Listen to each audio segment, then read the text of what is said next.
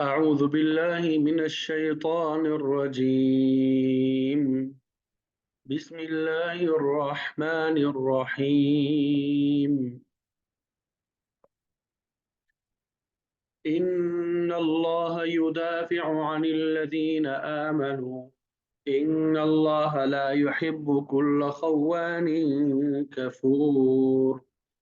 أذن للذين يقاتلون بأنهم ظلموا، وإن الله على نصرهم لقدير. الذين أخرجوا من ديارهم بغير حق إلا أن يقولوا ربنا الله، ولولا دفع الله الناس بعضهم ببعض لهدمت صوامع وبيع وصلوات ومساجد يذكر فيها اسم الله كثيرا، ولينصرن الله من ينصره، إن الله لقوي عزيز. الذين إن مكناهم في الأرض أقاموا الصلاة وآتوا الزكاة وأمروا بالمعروف ونهوا عن المنكر، ولله عاقبة الأمور. وإن يكذبوك فقد كذبت قبلهم قوم نوح وعاد وثمود وقوم إبراهيم وقوم لوط وأصحاب الأيكة وقوم إبراهيم وقوم لوط وأصحاب مدين، وكذب موسى فأمليت للكافرين ثم أخذتهم فكيف كان نكير. فكأي من قرية أهلكناها وهي ظالمة فهي خاوية على عروشها وبئر معطلة وقصر مشيد. أفلم يسيروا في الأرض فتكون لهم قلوب يعقلون بها أو آذان يسمعون بها، فإنها لا تعمى الأبصار ولكن تعمى القلوب التي في الصدور. ويستعجلونك بالعذاب ولن يخلف الله وعده، وإن يوما عند ربك كألف سنة مما تعدون. وكأي من قرية أمليت لها وهي ظالمة ثم أخذتها وإلي المصير. صدق الله العظيम। अभी आपके सामने अल्हम्दुलिल्लाह आयत नंबर 38 से आयत नंबर 48 तक तिलावत की सआदत हासिल की। आयत नंबर 38 का तर्जुमा जो है वो हमने कल पढ़ लिया था, तो आज इंशाअल्लाह आयत नंबर 39 से तर्जुमा पढ़ेंगे और फिर उसके बाद जो तफसीर होगी वो भी आपके सामने बयान कर देंगे। तो ये पहली जो आयत है, उज़ीना इजाज़त दी गई लिल्लज़ीना उन लोगों को जो युक़ातलूना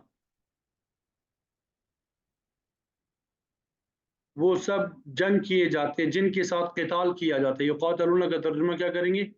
जिनके साथ क़िताल किया जाता है, जिनके साथ क़िताल किया जाता है, जिनके साथ जंग किया जाता है। बिअन्नहुम इस वजह से कि बेशक वो ज़ुलिमू यानी वो सब जुल्म किए गए हैं, उन सब पे जुल्म किया गया है, या ज़ुलिमू का कद मज़लूम है। इजाज़त दी गई है उन लोगों के लिए जिनके साथ کافر جو ہے لڑتے ہیں اس وجہ سے کہ وہ مظلوم ہے. وَإِنَّ اللَّهَ اور بے شک اللہ تعالیٰ علی نصرہم ان کی مدد پر لقدیر یقیناً خوب قادر ہیں.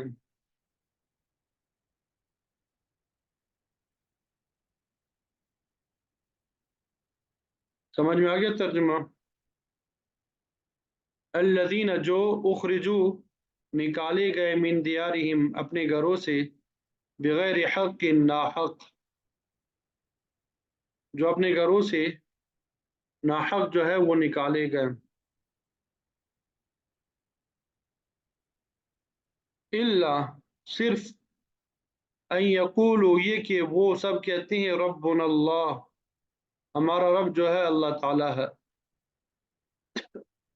یعنی وہ لوگ ہیں جنہیں صرف اتنی بات پہ اپنے گھروں سے ناحق نکالا گیا ہے کہ انہوں نے یہ کہا تھا کہ ہمارا پروردگار اللہ ہے.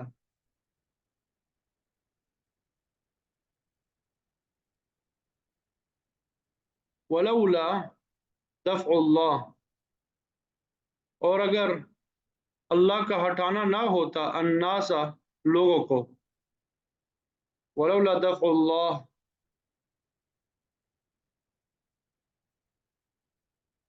اور اگر نہ ہوتا اللہ تعالیٰ کا ہٹانا لوگوں کو بعضهم ببعض ان کے بعض کو بعض کے ذریعے لہدمت ضرور ڈھا دیے جاتے صوامع خلوت خانے خانقاہیں وبیع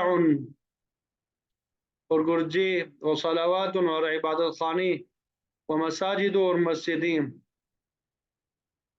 یعنی اگر اللہ لوگوں کے گروہ کے شر کو دوسرے کے ذریعے دفع نہ کرتا رہتا تو خانقاہیں کلیسا اور عبادت گاہیں مسجدیں یذکرو ذکر کیا جاتا ہے فیہا ان میں اسم اللہ اللہ کا نام کثیرہ بہت زیادہ، جن میں اللہ کا کثرت سے ذکر کیا جاتا ہے. لہدمت یہ سب کے سب کیا کر دی جاتی، ڈھا دی جاتی، مسمار کر دی جاتی.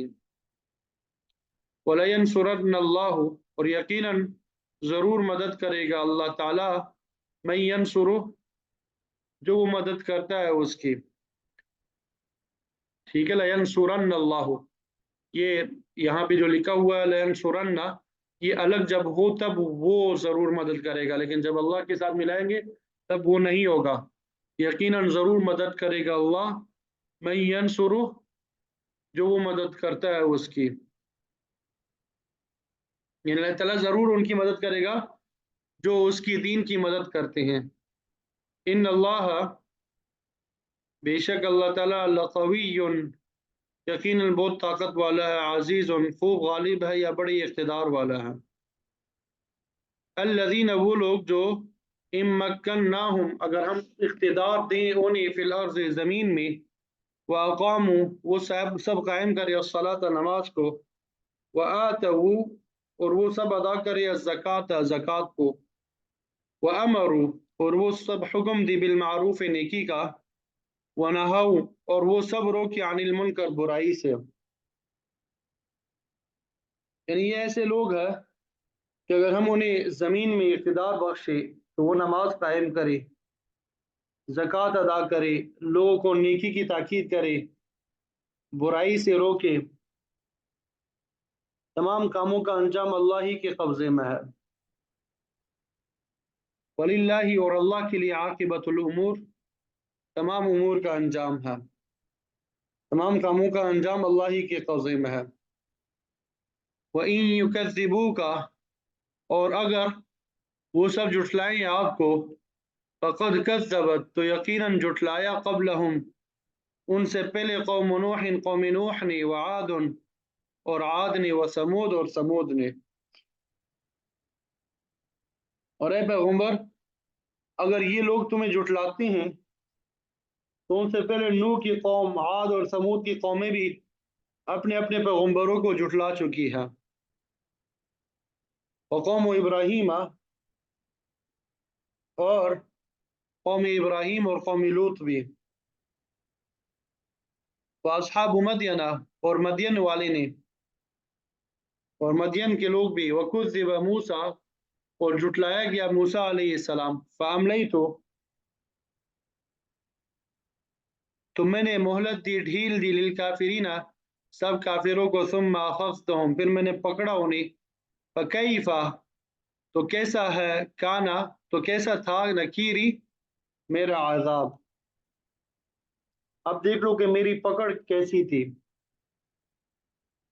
فکائین، بس کتنی، من قریت، بستیاں، اہلکناہا، ہم نے ہلاک کر دیا انہیں، وہ اس حال میں کہ ہی وہ ظالمت، ظلم کرنے والی تھی،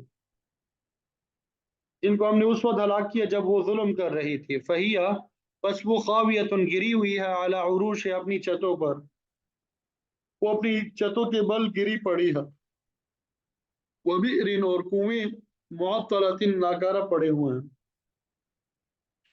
اور کتنی ہی کنویں ہیں جو اب بیکار ہوئے ہیں، وقصر، اور کتنی ہی محل ہے، مشید، مضبوط، اور کتنے پکے بنے ہوئے محل جو اب کنڈر بن چکے ہیں، افلم یسیرو، کیا بلا پھر وہ سب نہیں چلیں گے، فی الارض، زمین میں، کیا یہ لوگ زمین میں چلے پھرے نہیں ہے، فتکون، تو ہوتے، لہم، ان کے لیے، قلوب، ایسے دل، یعقلون، کہ وہ سمجھتے، بہا، ان سے، او آذان، یا کان، یسمعون، وہ سب سنتے، بہا، ان سے، تو کیا یہ لوگ زمین میں چلے پھرے نہیں ہے جس سے انہیں وہ دل حاصل ہوتے جو انہیں سمجھ دے سکتے، یا ایسے کان حاصل ہوتے جن سے وہ سن سکتے۔ حقیقت یہ ہے کہ آنکھیں اندھی نہیں ہوتی، بلکہ وہ دل اندھے ہو جاتے ہیں جو سینوں کے اندر ہے۔ فَإِنَّهَا لَا تَعْمَى الْأَبْصَارُ وَلَكِنْ تَعْمَى الْقُلُوبُ الَّتِي فِي الصُّدُورِ، تو بے شک حقیقت یہ، لا تعمى الابصار، کہ اندھی نہیں ہوتی، الابصار، آنکھیں، ولیکن، لیکن، تعمى، اندھے ہو جاتے ہیں، القلوب، دل، التي فی الصدور، جو کہ سینوں میں ہے۔ وَيَسْتَعْجِلُونَكَ، اور وہ سب جلدی طلب کرتے ہیں آپ سے، بالعذاب، عذاب کو، وَلَن يُخْلِفَ، اور ہرگز خلاف ورزی نہیں کرے گا اللہ تعالیٰ، وعدہ، اپنے وعدے کا، وَإِنَّ يَوْمًا، اور بے شک ایک دن، عند ربک، آپ کے رب کے نزدیک، کالف سنۃ، 1000 سال کی طرح ہے، مما، ان سے جو، تعدون، تم سب گنتے ہو، وَكَأَيٍّ مِّن قَرْيَةٍ، اور کتنی ہی، من قریۃ، بستیاں ہیں، املیت لہا، میں نے مہلت دی ان کو، وہی ظالمۃ، اس حال میں کہ وہ ظلم کرنے والی تھی، ثم اخذتها، پھر میں نے پکڑ لیا انہیں، وَإِلَيَّ الْمَصِيرُ، اور میری طرف ہی لوٹنا ہے، وَإِلَيَّ الْمَصِيرُ، اور میری طرف ہی لوٹنا ہے۔ تو یہ ان آیات کا ترجمہ ہے جو آپ کے سامنے بیان کر دیا، امید کرتا ہوں کہ ترجمے کی سمجھ آ گئی ہوگی۔ اب مفسرین نے جو تفسیر بیان کی ہے وہ انشاءاللہ آپ کے سامنے ذکر کریں گے۔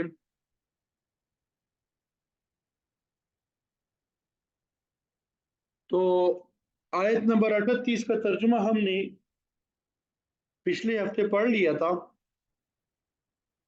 آخری سبق جو ہمارا پچھلے ہفتے میں ہوا اس میں ہم نے اس کا ترجمہ پڑھ لیا تھا، تفسیر رہ گئی تھی، آج انشاءاللہ اس کی تفسیر آپ کے سامنے بیان کریں گے، ذکر کریں گے۔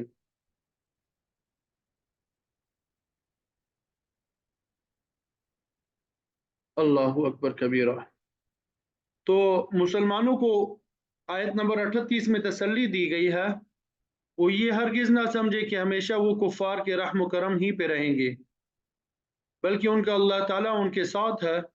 ان اللہ یدافع عن الذین آمنوا، کافروں کے مقابلے میں بے شک اللہ تعالیٰ اہل ایمان کا دفاع کرے گا، ان کے ظلم اور ستم ہمیشہ نہیں رہیں گے، بلکہ اللہ تعالیٰ کفار کے غرور کے بت کو پاش پاش کر دے گا۔ تو مسلمانوں کو مایوس نہیں ہونا چاہیے، بلکہ اللہ تعالیٰ کی نصرت پر ایمان رکھنا چاہیے، وہ ضرور ان کی مدد کرے گا، ان کو غلبہ عطا کرے گا، اور کفار میں اہل ایمان کو روکنے کی قوت باقی نہیں رہے گی۔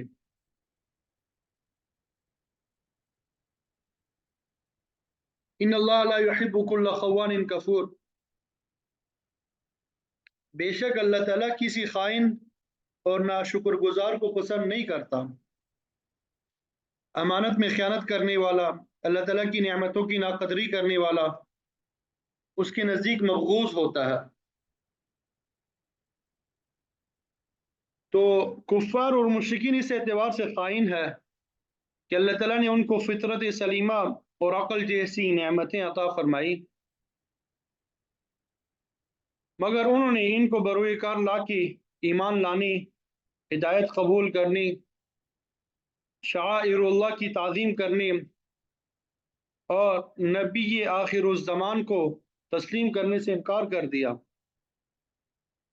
फितरत सलीमा और अक़ल अल्लाह ताला की जानिब से उनके पास अमानत थी, उन्होंने इनका सही इस्तेमाल ना करके इस अमानत में खयानत की। बाद दूसरी आयात और अहादीस में भी इस बात के इशारात मिलते हैं। मुनाफिकों के बारे में भी अल्लाह ताला ने फरमाया, फमा रबिहत तिजारतुहुम, उनकी तिजारत ने उन्हें कोई कुछ फ़ायदा ना दिया। फितरत सलीमा और अक़ल उनके पास बहुत ज़्यादा थी, जिसको खर्च करके उन्होंने ईमान जैसा मुफीद सौदा खरीदने की बजाय निफाक जैसी कबीह चीज़ को खरीद लिया। उनकी तिजारत में नुकसान का यही मतलब है, खसारे का मतलब यही है। बात समझ आ गई? अल्लाह ताला ने हर इंसान को ये उम्र अजीज बतौर पूंजी अता की है। सेहत, फितरत सलीमा और अक्ल सलीम जो है ये भी पूंजी है। हदीस में आता है, कुल्लुन नासी यग़दु फबाइउन नफ्सहु फमुअतिकुहा औ मुबिकुहा। कुल्लुन नासी यग़दु, कि हर इंसान जब रात गुजार के सुबह करता है, फबाइउन नफ्स, तो अपने नफ्स को बेच कर, फमुअतिकुहा, या तो उसे आज़ाद कर लेता है, औ मुबिकुहा, या हलाकत में डाल देता है। जो आदमी ज़िंदगी की कदर करने वाला है वो ईमान, तकवा, इखलास और आमाल सालिहा जैसी अच्छी चीज़ें खरीद कर अपने आप को अल्लाह ताला के अज़ाब से आज़ाद करा लेता है, या फिर कुफ्र, शिर्क और मासी का सौदा खरीद कर अपनी तबाही और बर्बादी का सामान पैदा कर लेता है। तो यहाँ पर अल्लाह ताला ने इसी बात की तरफ इशारा किया है कि काफिर और मुश्रिक खाइन है, उन्होंने कीमती पूंजी को ज़ाया कर दिया है, उसके बदले में अबदी खसारे वाली चीज़ खरीद ली है। ये लोग खाइन भी है, नाशुक्रगुजार भी है, ये अल्लाह ताला की नज़दीक पसंदीदा नहीं है। अल्लाह ताला इनके गुरूर को खाक में मिला देगा। तो ये अहली ईमान के लिए तसल्ली का मज़मून है। जब अल्लाह ताला किसी कौम की हिफाजत करना चाहता है तो ज़ालिम कौम से दिफा के लिए असबाब भी पैदा कर देता है। बाद साबिक़ा ज़ालिम अक़वाम को अल्लाह ताला ने आसमानी आफ़ात नाजिल करके रास्ते से हटा दिया, उनकी जगह दूसरी कौमों को उरूज बख्शा। बाज़ औक़ात वो मज़लूम कौम को जिहाद की इजाज़त देकर ज़ालिम कौम को तबाह व बर्बाद कर देता है। सूरह तौबा में हमने पढ़ा है कि अल्लाह ताला ने अहली ईमान को हुक्म दिया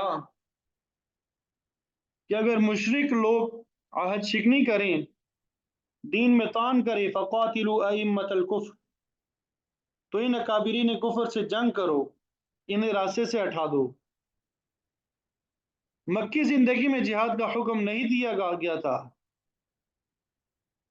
वहां तो हुक्म था कुफ़्फ़ू अयदियकुम व अक़ीमुस्सलात व आतुज़ ज़कात,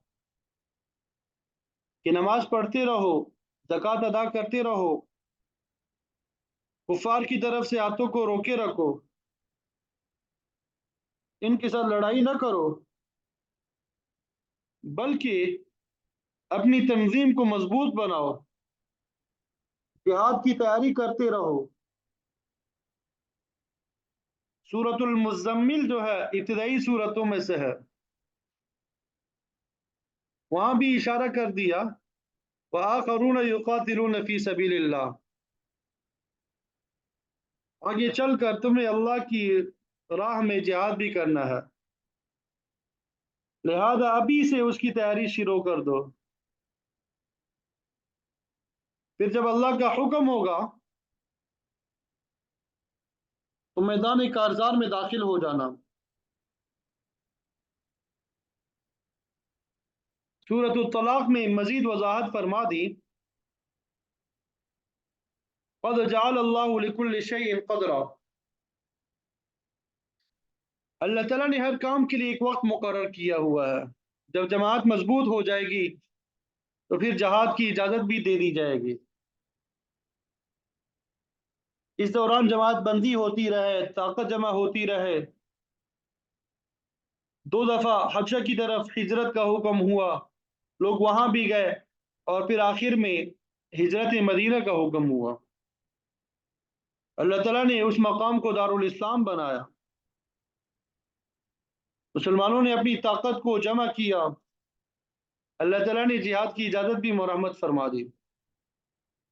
قرآن مجید میں اس بات کی وضاحت کر دی گئی کہ اسلامی جہاد مال و دولت جمع کرنے یا اقتدار حاصل کرنے کے لیے نہیں ہوتا، بلکہ اس سے مقصود یہ ہوتا ہے کہ اللہ کی زمین سے فتنہ اور فساد کو ختم کیا جائے، راستے کی رکاوٹوں کو دور کیا جائے، اللہ تعالیٰ کی حدود کو قائم کیا جائے۔ اگر کوئی شخص یا جماعت اہل ایمان کو اللہ کے راستے سے روکتی ہے تو ایسے شر پسندوں کی سرکوبی ہو، ایمان لانے والوں کو لوگوں کے لیے راستہ بالکل صاف ہو، جہاد کا یہی مقصد ہے۔ امام شاہ ولی اللہ محدث دہلوی رحمۃ اللہ علیہ فرماتے ہیں کہ ہمارے دین میں اقدامی اور دفاعی دونوں قسم کے جہاد کا حکم ہے، قاتلوا فی سبیل اللہ او ادفعوا۔ مدینے کے منافقوں سے کہا گیا کہ آؤ اللہ کے راستے میں جہاد کرو، اگر باہر نکل کر ان کا مقابلہ نہیں کر سکتے تو کم از کم اپنا دفاع تو کرو، تمہارے علاقے، تمہاری عورتیں، مرد اور بچے حملے کی زد میں ہے، دشمن نہ تو قرابت داری کا اعتبار کرتا ہے، لحاظ کرتا ہے، نہ کسی عہد و پیمان کا، فاتح قومیں جو ہے ہمیشہ مفتوح لوگوں کی بے عزتی کرتی ہے، ان کے مال و اسباب لوٹ کے لے جاتے ہیں، عورتوں اور مردوں کو لونڈی اور غلام بناتے ہیں، تو اس مصیبت سے بچاؤ کی خاطر کم از کم اپنا دفاع تو کرو۔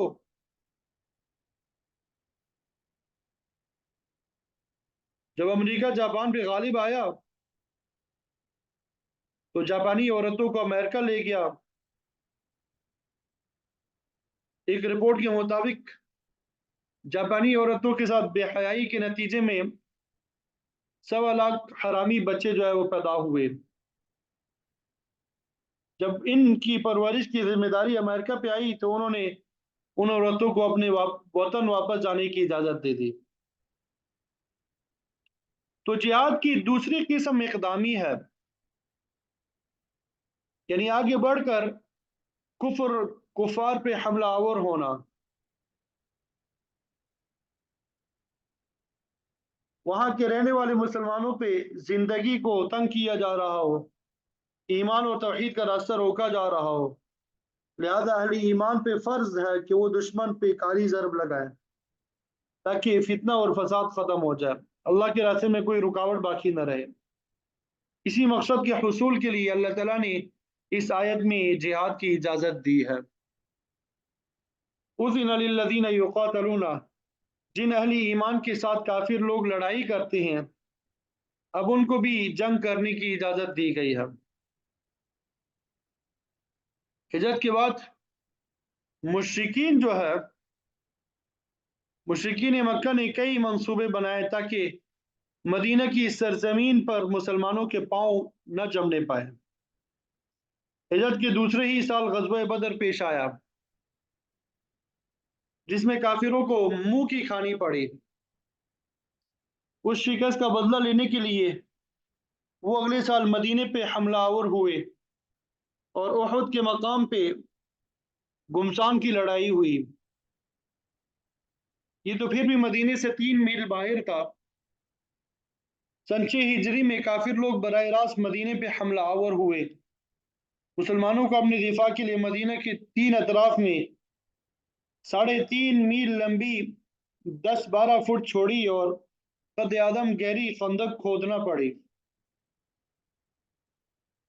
और जरा अंदाजा लगा लें, तस्वुर करें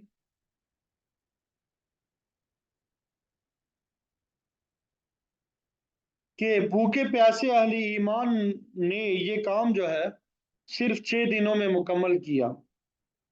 ये इतना काम था कि आज के मशीनी दौर में भी इतनी जल्द पाया तकमील तक ना पहुंच सकता था। लेकिन अपने दिफा की खातिर मुसलमानों ने इतनी बड़ी मशक्क़त बर्दाश्त की, तो अल्लाह ताला ने क़ुव्वत जमा होने पे मुसलमानों को जिहाद की इजाज़त दे दी। बिअन्नहुम ज़ुलिमू, इस वजह से कि उन पे जुल्म किया जाता था।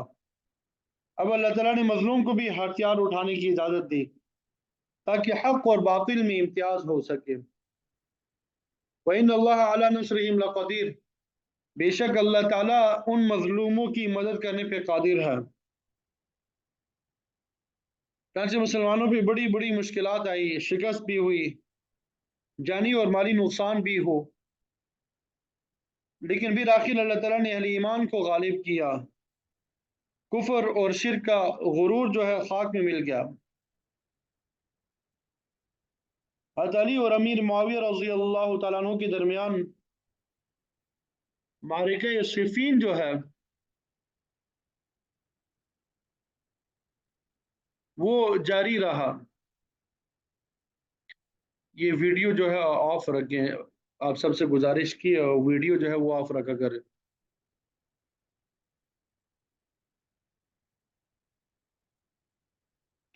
तो उनके दरमियान मारिका सिफ़ीन तक जो है मुसलमान आधी दुनिया पे गालिब आ चुके थे। बाकी आधी दुनिया में इतनी ताकत नहीं थी कि वो मुसलमानों का मुकाबला कर सकते। जब भी मौका आया अल्लाह ताला ने कुफार को मगलूब ही किया। वाक़या सिफ़ीन के बाद मुसलमानों की आलमी तहरीक जो है वो रुक गई। अलबत्ता उसका असर 650 साल तक कायम रहा और फिर 7वीं सदी में मुसलमानों पे इन्हितात का दौर शुरू हुआ। 7वीं सदी में तातारी हमलावर हुए, उन्होंने मुसलमान सल्तनतों को दरम बरम करके रख दिया। 1 करोड़ से ज़्यादा मुसलमानों को कत्ल किया, बच्चों और औरतों को जलील किया, बगदाद के कुतुब खाने तक जला डाले गए। इसीलिए अल्लाह ताला ने फरमाया कि मुसलमानों को अल्लाह ताला ने जिहाद की इजाज़त दी कि वो मजलूम थे। अल्लाह ताला इनकी नसरत पे कादिर है। मजलूम वो थे अल्लज़ीना उखरिजू मिन दियारिहिम, अल्लज़ीना उखरिजू मिन दियारिहिम, कि जिन्हें उनके घरों से बिलावजह निकाला गया। उनका सिर्फ कसूर ये था इल्ला अन यक़ूलू रब्बुना अल्लाह, कि वो कहते थे हमारा परवरदिगार अल्लाह है। अल्लाह ताला को रब तस्लीम करना ये बड़ी सादत की बात थी, मगर काफिरों के नज़दीक यही सबसे बड़ा ऐब था। अल्लाह ताला ने फरमाया कि वो मजलूम मुसलमानों की मदद करेगा, उस पर उसे मुकम्मल इख्तियार हासिल है। फिर अल्लाह ताला ने जिहाद का फ़लसफ़ा भी बयान फरमाया कि वो जुल्म और ज्यादती करने वालों की सरकूबी बाद दूसरे लोगों से कराता रहता है। बाज़ औक़ात एक ज़ालिम को दूसरे ज़ालिम पे मुसल्लत कर देता है।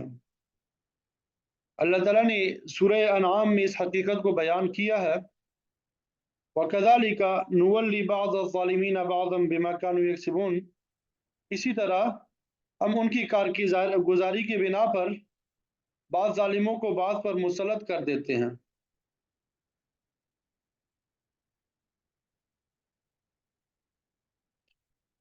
तो अल्लाह ताला ने इसी उसूल को बयान फरमाया, वलौला दफ़उल्लाहि अन्नास बअदहुम बिबअद लहुद्दिमत सवामिअ व बिअ व सलवातु व मसाजिद युज़करु फ़ीहा इस्मुल्लाहि कसीरा, कि अगर अल्लाह ताला बाज़ ज़ालिमों को बाज़ के ज़रिए दफ़ा ना करता, ना हटाता, तो बड़ा फ़साद बर्पा होता। इसके नतीजे में लहुद्दिमत सवामिअ, یہ خلوت خانے جو ہے وہ گرا دیے جاتے، مسمار کر دیے جاتے، خانقاہیں جو ہے وہ گرا دی جاتی۔ وبیع، اسی طرح ظالموں کی دست برد سے نصارہ کے گرجے بھی نہ بچتے، جن میں وہ اپنے طریقے کے مطابق عبادت کرتے ہیں۔ وہ صلوات، یہودیوں کے عبادت خانے بھی درم برم کر دیے جاتے۔ وہ مساجد یذکر فیہا اسم اللہ کثیر، اور مسلمانوں کی مسجدیں بھی ویران کر دی جاتی، جن میں وہ کثرت سے اللہ کا ذکر کرتے ہیں۔ مفسر ابو العالیہ صلوات ان سے مجوسیوں کے عبادت خانے مراد لیتے ہیں، اور بعض نے اس سے صابیوں کے عبادت خانے مراد لیے ہیں۔ اس طرح ان چار گروہوں یعنی یہودیوں، صابیوں، نصارہ اور مجوسیوں کا نام آ جاتا ہے، جن کا ذکر اس صورت کے دوسرے رکوع میں آ چکا ہے۔ تو بہرحال اللہ تعالیٰ نے فرمایا کہ اگر اللہ تعالیٰ بعض کو بعض کے ذریعے دفع نہ کرتا تو کوئی عبادت خانہ بھی ان کی دست برد سے محفوظ نہ رہتا۔ اللہ تعالیٰ نے یہ انتظام کر رکھا ہے کہ وہ ایک جماعت کی سرکوبی دوسری جماعت کے ذریعے کرا دیتا ہے۔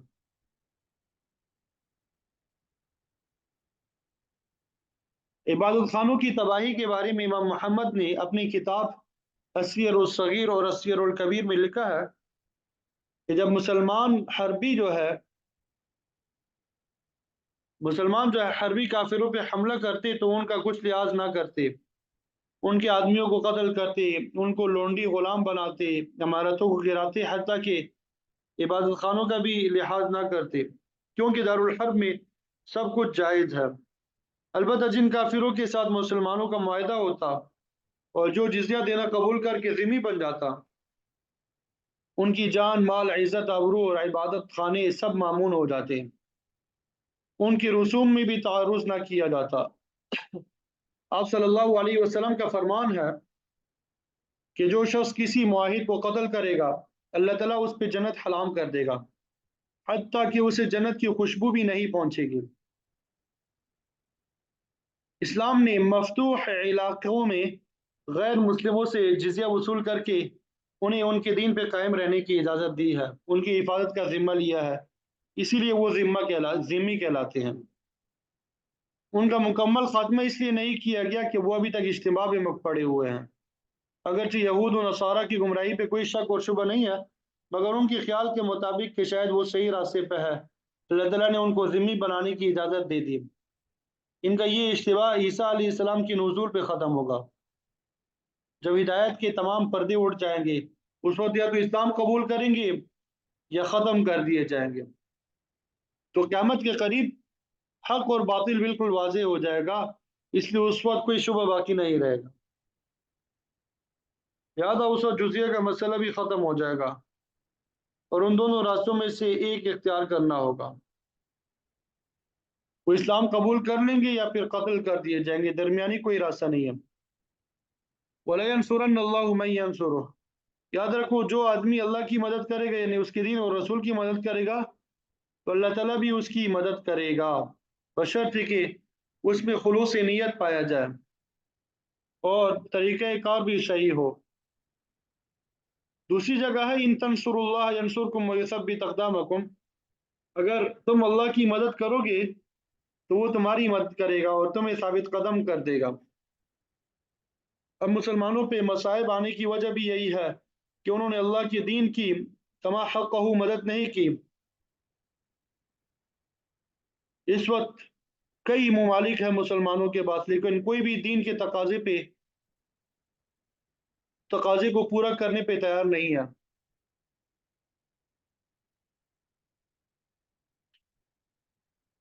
تو اللہ تعالیٰ نے فرمایا وہ ضرور مدد کرے گا اس کی جو اس کے دین کی مدد کرے گا، کیونکہ ان اللہ لقوی عزیز، بے شک اللہ تعالیٰ بڑی طاقت کا مالک ہے، غالب ہے، وہ ہر کام کرنے پہ قدرت رکھتا ہے۔ اہل ایمان کو بھی چاہیے کہ عالم اسباب میں رہتے ہوئے اللہ تعالیٰ کے دین کی تائید کرے، جیسا کہ صحابہ نے دین کی تائید کی۔ تو اگر آج مسلمان بھی صحابہ کے نقش قدم پہ چل پڑے تو پھر اللہ تعالیٰ بھی ان کی ضرور مدد فرمائے گا۔ اس کے بعد کی آیات میں اللہ تعالیٰ نے اسلامی نظام حکومت کا ایک خاکہ پیش کیا کہ اگر وہ اہل ایمان کو دنیا میں غلبہ، اقتدار اور حکومت عطا کرے تو پھر ان کی کارگزاری وہ ہوگی جس آیت میں بیان کی گئی ہے، الذین مکناہم فی الارض، وہ لوگ کہ جب ہم انہیں زمین میں اقتدار ادا کر دیں تو وہ اقاموا الصلاۃ، وہ نماز قائم کریں گے۔ اللہ کا قرب دلانے والی عبادات میں سے اہم ترین عبادت نماز ہے، جس کی وجہ سے اہل ایمان کو روحانی فوائد کے علاوہ بہت سے مادی فوائد بھی حاصل ہوتا ہے۔ تعلق باللہ یہ تو روحانی فائدہ ہے جو نمازی کو حاصل ہوتا ہے، لیکن اس کے علاوہ وقت کی پابندی، احساس ذمہ داری، جماعت بندی، ایک دوسرے سے میل جول، امداد باہمی جیسی خوبیاں نماز کی بدولت حاصل ہوتی ہے۔ تو اللہ تعالیٰ نے فرمایا کہ اگر ہم اہل ایمان کو زمین پہ حکومت دیں گے تو پہلا کام یہ کریں گے کہ نماز کا نظام قائم کریں گے، خود بھی نماز پہ عمل کرنے والے ہوں گے، دوسروں کو بھی اس کا پابند بنائیں گے۔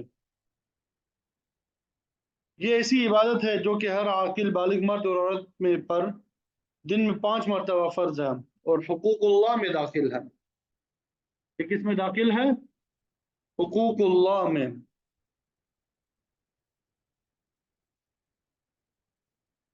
برسر اقتدار جماعت کا دوسرا کام یہ ہوگا وَآتَوُا الزَّکَاۃ، کہ وہ زکوٰۃ ادا کریں گے۔ زکوٰۃ کی ادائیگی حقوق العباد میں شامل ہے اور اس کے ذریعے غریبوں اور محتاجوں کی اعانت اور مدد کی جاتی ہے۔ اس نظام کی برکات سے کوئی شخص بھوکا ننگا نہیں رہ سکتا۔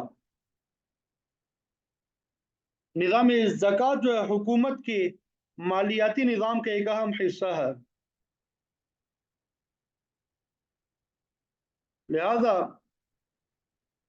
حکمرانوں پہ یہ فرض عائد ہوتا ہے کہ وہ نہ صرف خود زکوٰۃ ادا کرے بلکہ دوسروں کو بھی اس کا پابند بنائے اور زکوٰۃ کی وصولی اور زکوٰۃ کے خرچ کے لیے باقاعدہ ایک نظام بنائے۔ یہ حکومت کے فرائض میں داخل ہے۔ پھر آگے اللہ تعالیٰ نے فرمایا کہ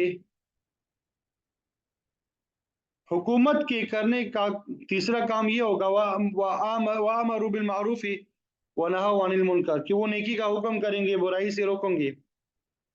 ظاہر ہے کہ وہ خود تو اس اصول کی پابندی کریں گے مگر دوسروں سے پابندی کرانا بھی ان کے فرائض منصبی میں داخل ہوگا۔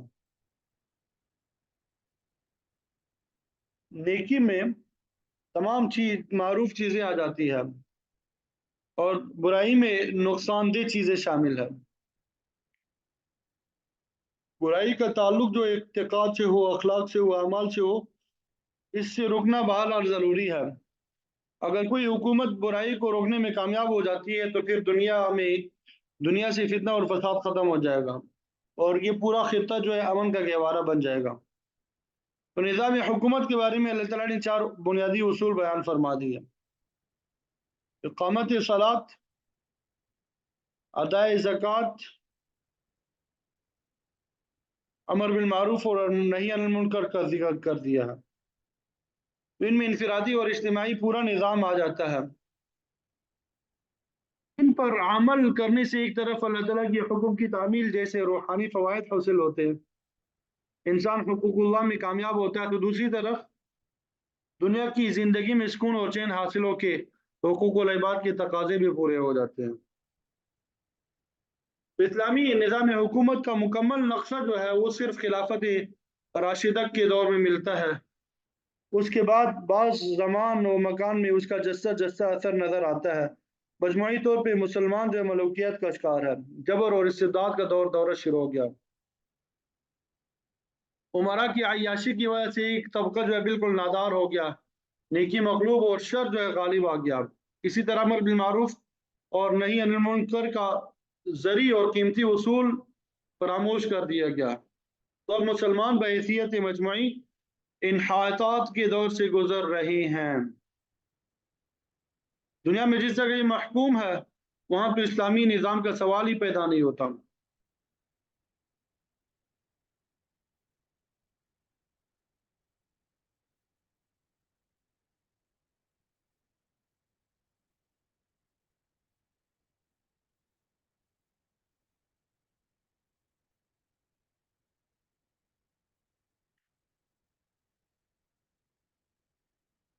यहाँ तक बात समझ आ गई।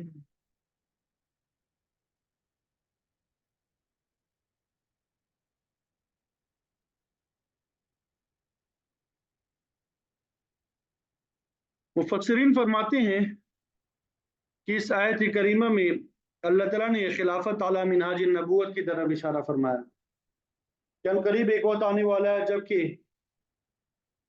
खिलाफत राशिदा का बोझ उठाने वाले आयत में मज़कूर तमाम शराइत पे पूरा उतरेंगे। अल्लाह ताला ने ये खिलाफत कायम करने वालों की निशानदही भी फरमा दी, और हमने पहले पढ़ लिया इन सिफात के हामिलीन वो लोग होंगे अल्लज़ीना उखरिजू मिन दियारिहिम बिगैरि हक़्क़िन इल्ला यक़ूलू रब्बुनल्लाह,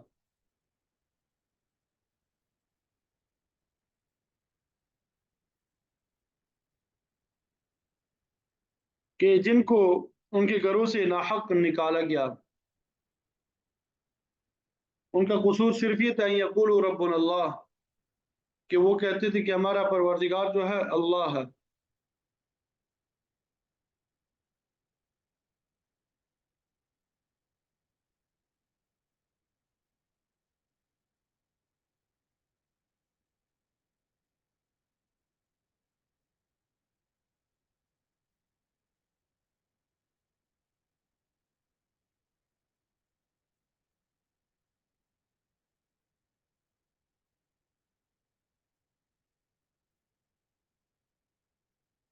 तो ये वही पाकीज़ा रूहें हैं जिन्हें मुश्रिकीन की ज़्यादती से तंग आकर मक्का से मदीना की तरफ हिजरत करना पड़ी।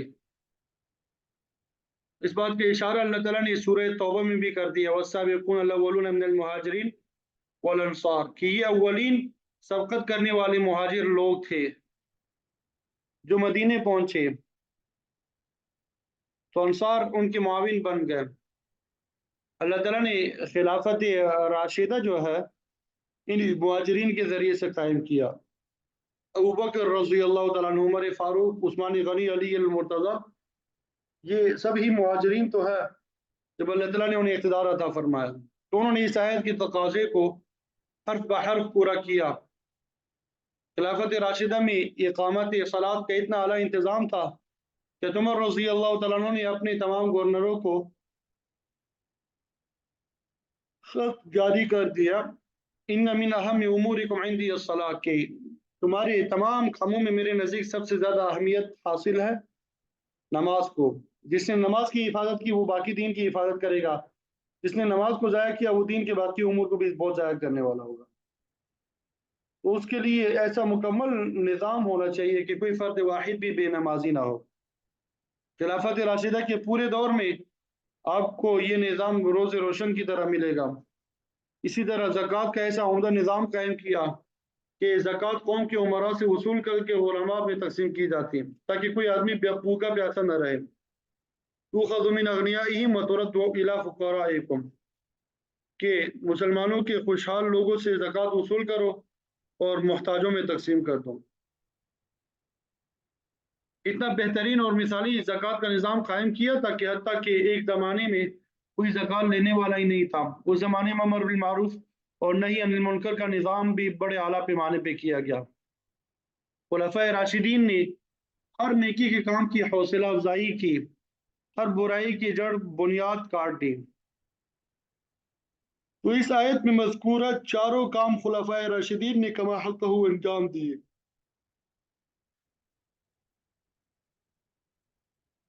इसीलिए इनकी खिलाफत को खिलाफत अला मिनहाज नबूवा कहा जाता है। वलिल्लाहि आक़िबतुल उमूर, ये तमाम मामलात अल्लाह का अंजाम है, तमाम मामलात का अंजाम अल्लाह ताला ही के हाथ में है। मतलब ये कि ज़रूरी नहीं है कि खिलाफत राशिदा का निज़ाम दुनिया में हमेशा कायम रहे, बल्कि बाद में तब्दीलियाँ भी आ सकती है। इब्तदाई 50 के साल के बाद खिलाफत राशिदा की कुछ झलकियाँ सदियों तक नज़र आती रही, लेकिन फिर आखिर निज़ाम में खराबियाँ पैदा हो गई, खुलूस के बजाय खुद गर्जी आ गई, इज्तिमाई फ़ायदे की बजाय ज़ाती फ़ायदे को तरजीह दी जाने लगी, तो अमर बिल मारूफ और नही अनिल मुनकर बराए नाम रह गया। نیکیوں کی بجائے برائیوں کا غلبہ ہو گیا، زکوٰۃ کی روح ختم ہو گئی، بے نمازیوں کی کثرت ہو گئی۔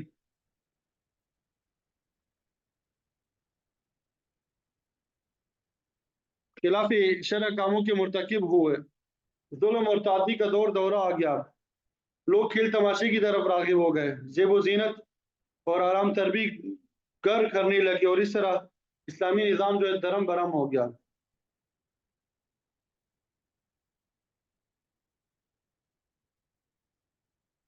پھر آگے آپ صلی اللہ علیہ وسلم کو تسلی دی گئی، وَإِن يُكَذِّبُوكَ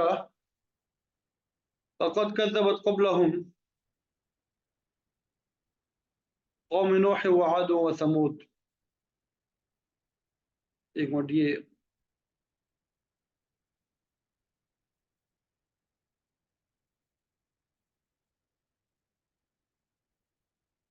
اگر یہ لوگ آپ کو جھٹلاتے ہیں تو بے شک ان سے پہلے قوم نوح، قوم عاد اور قوم ثمود نے بھی اپنے اپنے نبیوں کی تکذیب کی۔ نوح علیہ السلام کی قوم نے آپ کو جھٹلایا، قوم عاد نے ہود علیہ السلام کی تکذیب کی، قوم ثمود نے صالح علیہ السلام کو جھٹلایا، اور قوم ابراہیم علیہ السلام کی قوم کی ادنا سے لے کے اعلیٰ تک کہ ہر شخص نے آپ کی تکذیب کی، حتیٰ کہ آپ کو آگ میں پھینک دیا، اور قوم لوط علیہ السلام کی قوم نے بھی آپ کی بات تسلیم نہ کیا، تو قوم نے آپ کے ساتھ بڑی بدسلوکی کی، آپ طرح طرح کی اذیتیں پہنچائیں۔ اور اصحاب مدین اور شعیب علیہ السلام کی قوم مدین والوں نے بھی آپ کی تکذیب کی اور آپ کی کوئی بات نہ مانی۔ وَكُذِّبَ موسیٰ علیہ السلام کو بھی جھٹلایا گیا،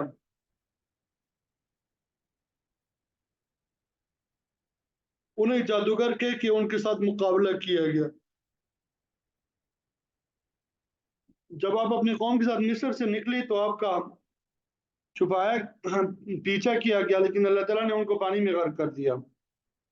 تو اللہ تعالیٰ نے فرمایا کہ مکذبین کی ان تمام تر زیادتیوں کے باوجود فَأَمْلَيْتُ لِلْكَافِرِينَ، میں نے کافروں کو مہلت دی، ان کو ایمان لانے کا موقع دیا، کہ جب وہ کسی طرح سیدھے راستے پہ نہ آئے ثم اخذتهم، تو میں نے ان کو پکڑ لیا، ان کو سخت سزا دی، کسی کو پانی میں ڈبو دیا، کسی پہ پتھر برسائے، کسی کو تیز ہوا نے تہس نہس کیا، کسی کو چیخ نے پکڑ لیا، بالآخر ان کو صفحہ ہستی سے مٹھا دیا گیا۔ سورہ انعام میں اللہ تعالیٰ نے فرمایا فَقُطِعَ دَابِرُ الْقَوْمِ الَّذِينَ ظَلَمُوا، پھر ظلم کرنے والی قوم کی جڑ کاٹ دی گئی، اللہ تعالیٰ نے نافرمانوں کو صفحہ ہستی سے نابود کر دیا۔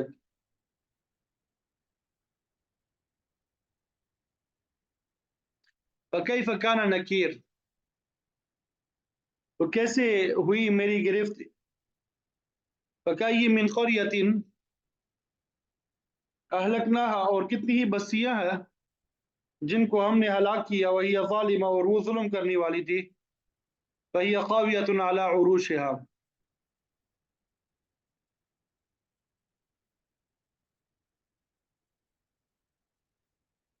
وہ اپنی چھتوں کی بل جو ہے وہ گری پڑی ہوئی تھی۔ جب اسرائیلیوں نے زمین میں ظلم اور زیادتی کا ارتکاب کیا تو اللہ تعالیٰ نے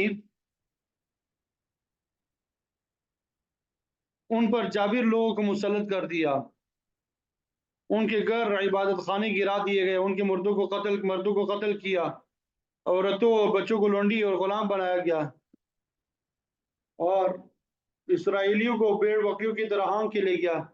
انہوں نے بابل میں 100 سال تک ذلت کی زندگی گزاری، ان کی بستیاں ویران ہو چکی تھی، گویا کہ وہ الٹا دی گئی۔ بعض قوموں کو اللہ تعالیٰ نے زلزلے کے ذریعے، بعض کو طوفان، بعض و باران کے ذریعے ہلاک کر دیا۔ بہرحال اللہ تعالیٰ نے فرمایا ہم نے بہت سی بستیوں کو ہلاک کر دیا جن کے رہنے والے ظالم تھے۔ پرانے زمانے میں کسی بستی کا کنواں جو ہے یہ زندگی کی علامت سمجھا جاتا تھا، آج چونکہ پانی جو ہے وافر مقدار میں موجود ہے، ٹھینکیاں موجود ہیں، پہلے وقتوں میں کنویں ہی پانی کی، وہاں سے پانی لیا جاتا تھا۔ تو فرمایا کہ بستیوں کو اس طور پہ ہلاک کیا، وبئر معطلہ، کہ ان کے کنویں جو ہے وہ ویران پڑے ہیں، जब पानी निकालने वाला ही कोई नहीं रहा तो ज़ाहिर है कुएं भी उजड़ गए। वक़स्र मशीद, और रहाइश के लिए इस्तेमाल होने वाले बड़े बड़े मजबूत महल्लात भी उजड़े पड़े हैं। उनमें रहने वाले बड़े बड़े उमरा रुऊसा नेस्त नाबूद हो चुके हैं। वो महल्लात जिन्नों की जगह बन चुकी है। तो अल्लाह ताला ने पुरानी कौमों का अंजाम बयान करके तंबीह फरमाई कि अगर तुम भी साबका अक़वाम की तरह अल्लाह के रसूल की तकज़ीब करोगे, जुल्म और सितम का बाजार गर्म करोगे, तो तुम्हारा अंजाम भी उनसे मुख्तलिफ नहीं होगा। चुनांचे मुसलमानों के साथ जंग में बड़े बड़े अइम्मतुल कुफ्र जो है वो मारे गए। जो बच के उन्होंने इस्लाम कबूल किया। अबू जहल ने अपनी एक ऊँट की नाक में सोने की नकील डाल रखी थी। हज़रत उमर रज़ी अल्लाह तआला अन्हु ने उस ऊँट को करीब कुर्बानी का जानवर बना के अल्लाह ताला की नियाज के तौर पर बैतुल्लाह में भेज दिया। कुफार और मुनकिरीन का हाल बयान करके आप सल्लल्लाहु अलैहि वसल्लम और आपके सहाबा को तसल्ली दी गई कि पहले लोगों का बहुत बुरा अंजाम हुआ। अगर मुशरिकीन मक्का भी शरारतों से बाज ना आए तो ये भी अल्लाह ताला की गिरफ्त से बच नहीं सकेंगे। ये भी अल्लाह ताला की गिरफ्त से नहीं बच सकेंगे। तो फिर इस आयत में अल्लाह ताला ने मुनकिरीन और मुकज़्ज़िबीन को मज़ीद तंबीह की है। अफलम यसीरु फिल अर्ज़, क्या उन्होंने इस ज़मीन में चल फिर के नहीं देखा। इंसान मुख्तलिफ मकामात की सैर करे तो बहुत सी पुरानी तहजीबों के खंडरात मिलते हैं। इंसान को गौर व फिक्र का मौका मिलता है, बहुत सी मालूमात हासिल होती है जो कि इंसान के लिए बायस इबरत होती है। उसी जगह अल्लाह ताला ने मुशरिकीन मक्का को उनके बारे में फरमाया कि ये लोग तिजारत के सिलसिले में मक्का और शाम के दरमियान शायरा पे गुजरे हैं। इस शायरा पे बड़ी बड़ी कौमों की खंडरात मौजूद है, क्या ये लोग उन्हें देख के इबरत हासिल ना करें। फरमाया कि ये ज़मीन में सैर नहीं है।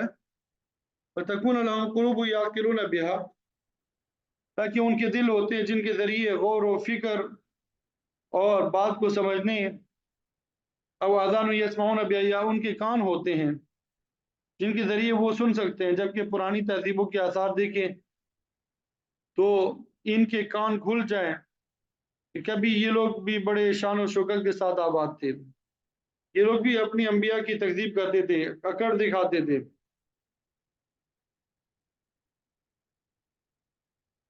इन्नहा ला तामल अबसार, कि उनकी आंखें जो है वो तो अंधी है, वो नहीं होती। वलाकिन तामल कुलूबुल लती फी सुदूर, बल्कि सीनों में रखे हुए दिल अंधे होते हैं। दिल का अंधापन बड़ा खतरनाक है। किसी फर्द वाहिद का अंधा हो जाना तो किसी हद तक ज्यादा नुकसानदेह नहीं होता, मगर जहां पूरी कौमी अंधी हो जाए तो पूरी उनकी तबाही लाजमी हो जाती है। सूरह नूह में, सूरत अल-आराफ में हज़रत नूह अलैहिस्सलाम की पूरी कौम के बारे में ये आयत है, कौमन आमीन, कि वो सब के सब दिल के अंधे हो चुके थे। वो निशानात कुदरत को देखने वाले अपने नबी की तालीम में गौर व फिक्र करने से आदी हो चुके थे। यही नहीं बल्कि उनके कानों में भी डांट लग चुके थे। वो कोई सही बात सुनने के लिए तैयार न थे। नतीजा जाहिर है कि जन गिनती के अहले ईमान के सिवा जो कश्ती में सवार हुए, बाकी सारी कौम तूफान में गर्क हो गई। एक रिवायत में आता है कि आप सल्लल्लाहु अलैहि वसल्लम के एक नाबीना सहाबी अब्दुल्ला इब्न उम्म मकतूम ने आपके सामने अर्ज किया कि हुजूर, अल्लाह का फरमान है, उमन का नफी आदि आमा फहुवा फिल आखिरति आमा, कि जो शख्स इस दुनिया में अंधा हो गया वो आखिरत में भी अंधा होगा।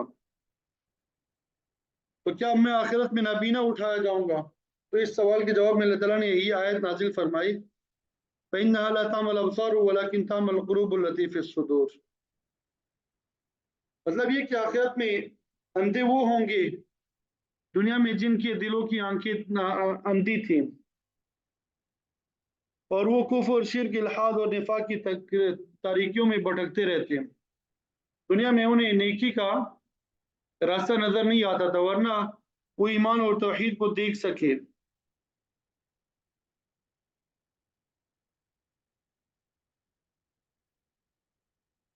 اللہ تعالیٰ نے کان، آنکھ اور دل جیسے عظیم نعمتوں کا ذکر کرتے ہوئے فرمایا ان السمع والبصر والفؤاد کل اولئک کان عنہ مسئولا، کہ کان، آنکھ اور دل کے بارے میں پوچھا جائے گا۔ میں نے تمہیں یہ دنیا میں نعمتیں عطا کی تھی، تم نے انہیں کہاں کہاں استعمال کیا، ان کا شکریہ ادا کیا کہ نہیں؟ ظاہر ہے کہ اللہ تعالیٰ نے کانوں کی نعمت اس لیے عطا کی کہ ان سے اچھی باتیں جو ہے وہ سن لیں، تلاوت سن لیں، ارشادات خداوندی اور فرامین نبوی اور اللہ کے نیک بندوں کی باتیں سنی جائے، نہ کہ کھیل تماشے، گانے بجانے والے۔ تو اسی طرح آنکھوں سے شعائر اللہ کی زیارت کی جائے، قرآن مجید کی تلاوت ہو، دینی کتابوں کا مطالعہ ہو، بزرگان دین کی خدمت میں زیارت کے لیے جایا کریں۔ اور دل ایسی چیز ہے جس میں ہر نیکی کی بات سمجھ آنی چاہیے، دل کو برا ظرف نہیں بنانا چاہیے۔ دل و دماغ کے ساتھ مشاہدات قدرت میں غور و فکر کرے تو اس طرح ان نعمتوں کا شکریہ ادا ہوگا۔ اگر ان حواس سے کما حق کو فائدہ نہیں اٹھایا، نہ اچھی بات سنی، نہ اچھی چیز دیکھی، بلکہ اللہ تعالیٰ کی وحدانیت میں غور و فکر ہی نہیں کیا، تو پھر ظاہر ہے کہ ان نعمتوں کے بارے میں سخت پوچھا جائے گا۔ قرآن مجید میں غور و فکر کے معاملے کو اکثر جو ہے دل کی طرف منسوب کیا ہے۔ حقیقت یہ ہے کہ سوچنے کی قوت دماغ میں ہوتی ہے، مگر اس کے ساتھ دل کی شراکت بھی ہوتی ہے، اسی لیے عقل کا اطلاق دل پہ کیا گیا۔ وَيَسْتَعْجِلُونَكَ بِالْعَذَابِ، لوگ آپ سے جلدی عذاب لانے کا مطالبہ کرتے ہیں۔ کافر مشرک نافرمان پوچھتے متی ھذا الوعد، قیامت کا وعدہ کب پورا ہوگا، محاسبے کی منزل کب آئے گی؟ کہتے تھے کہ جو عذاب لانے کا وعدہ کر رکھا ہے اس کو جلدی پورا کرو۔ اس کے جواب میں اللہ نے فرمایا وَلَن يُخْلِفَ اللَّهُ وَعْدَهُ،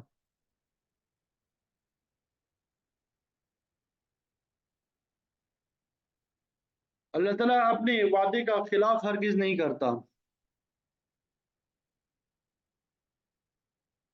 وہ جانتا ہے کہ کس قوم کو کس وقت سزا میں مبتلا کرنا ہے، اور یہ بھی فرما دیا کہ تم اپنے حساب سے دن، مہینے اور سال شمار کر کے عذاب کا جلدی مطالبہ کر رہے ہو، مگر اللہ تعالیٰ کے یہاں تقویم جو ہے وہ مختلف ہے۔ وَإِنَّ يَوْمًا عِندَ رَبِّكَ كَأَلْفِ سَنَةٍ مِّمَّا تَعُدُّونَ، تیرے پروردگار کے ہاں وہاں کا ایک دن تمہاری یہاں کے 1000 سال کے برابر ہے۔ فِي يَوْمٍ كَانَ مِقْدَارُهُ 50,000 سنة، اللہ تعالیٰ کے ہاں ایک دن تمہارے 50,000 سال کے برابر ہوگا۔ اللہ تعالیٰ تمہیں مہلت دے رہا ہے، لہذا عذاب طلب کرنے میں جلدی نہ کرو، وہ اپنے وقت پہ اور قدر و قیمت پہ آ جائے گا۔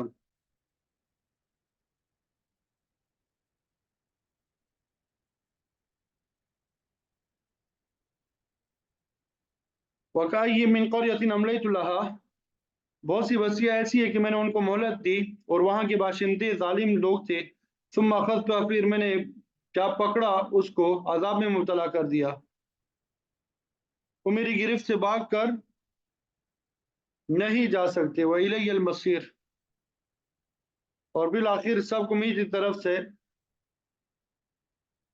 لوٹ کر آنا ہے، ان سے پوچھا جائے گا کہ یہ دنیا میں کیا کچھ کرتے رہے ہیں۔